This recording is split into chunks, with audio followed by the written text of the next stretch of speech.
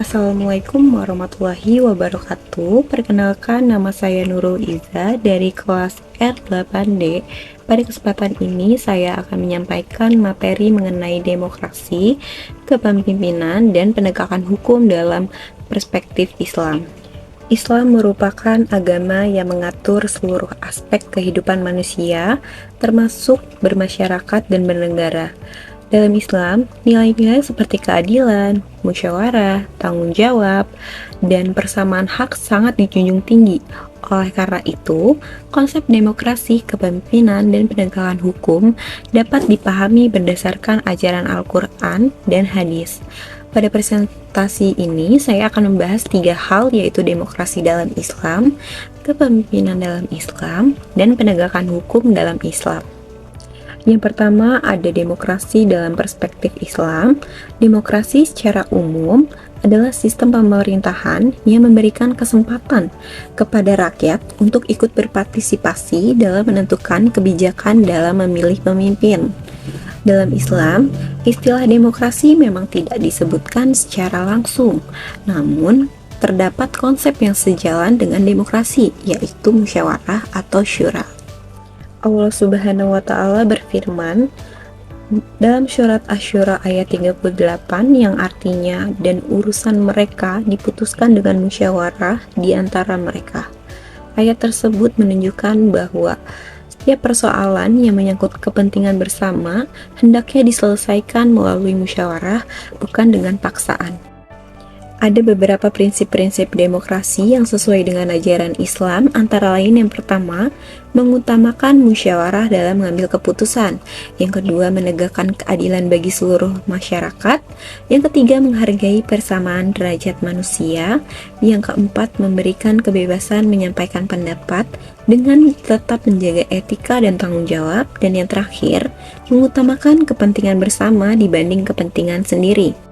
Dengan demikian, demokrasi dalam Islam bukan hanya tentang suara terbanyak, tetapi juga harus berlandaskan nilai-nilai keadilan, kejujuran, dan ajaran syariat Islam. Yang kedua, ada kepemimpinan dalam perspektif Islam. Dalam Islam, pemimpin disebut sebagai khalifah atau ulil amri, yaitu seseorang yang diberi amanah untuk mengatur dan melayani masyarakat. Seseorang pemimpin bukanlah orang yang harus dilayani, melainkan orang yang memiliki tanggung jawab besar terhadap rakyat yang dipimpinnya.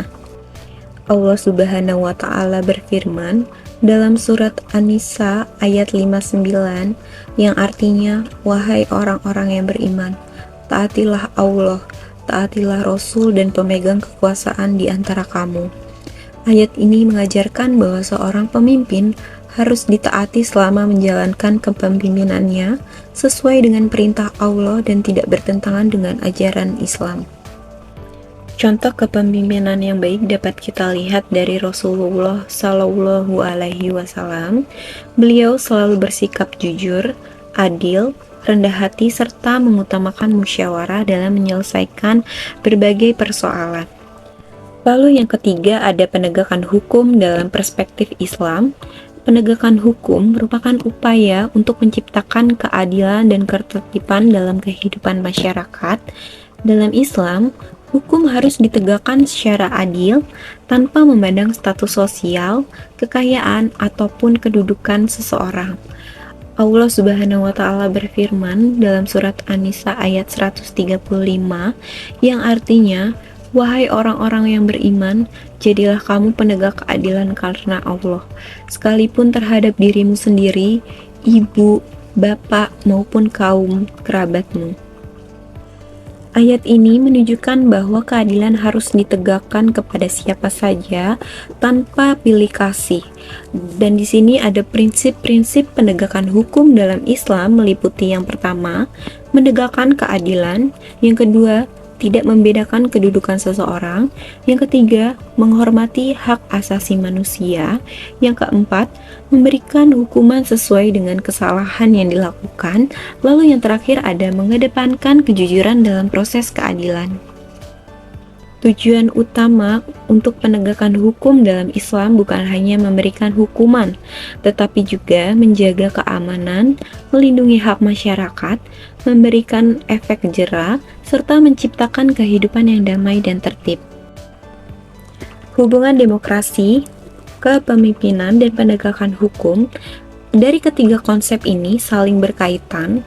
Demokrasi memberikan ruang bagi masyarakat untuk berpartisipasi melalui musyawarah. Hasil musyawarah tersebut melahirkan seorang pemimpin yang amanah dan bertanggung jawab. Selanjutnya, pemimpin memiliki kewajiban untuk menegakkan hukum secara adil demi terciptanya kesejahteraan masyarakat. Apabila demokrasi dijalankan dengan baik, pemimpin memiliki akhlak yang mulia, dan hukum ditegakkan secara adil, maka akan terciptanya masyarakat yang aman, tertib, dan sejahtera sesuai dengan nilai-nilai Islam.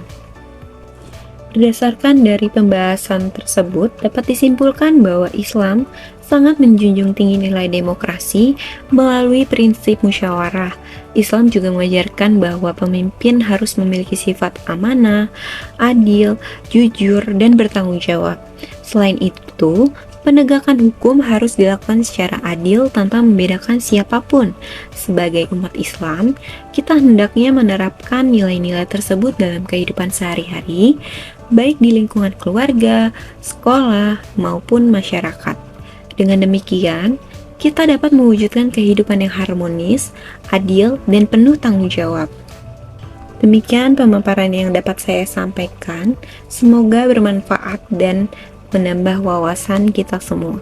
Wassalamualaikum warahmatullahi wabarakatuh.